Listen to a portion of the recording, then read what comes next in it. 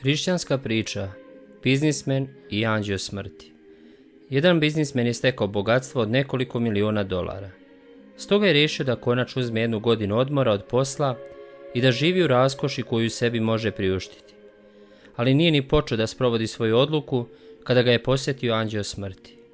Budući da je bio profesionalni trgovac, odlučio da na bilo koji način nagovori anđela smrti da mu proda malo vremena. Daj mi 3 dana života i možeš uzeti 1/3 mog novca. Anđeo nije pristao. Dobro, onda uzmi 2. Ne, uzmi 3 miliona. Daj mi samo 1 dan da mogu da se nasladim lepotom planete i da posjetim porodicu koju zbog obaveza dugo nisam video. Ali anđeo je bio nepokolebljiv. Tada je čovjek počeo preklinjati anđela da mu da barem nekoliko minuta da napiše oproštajno pismo svome sinu. Ta želja mu je bila ispunjena. Ceni svoje vrijeme, napisao je. Za sve svoje milione nisam mogao kupiti ni 1 čas.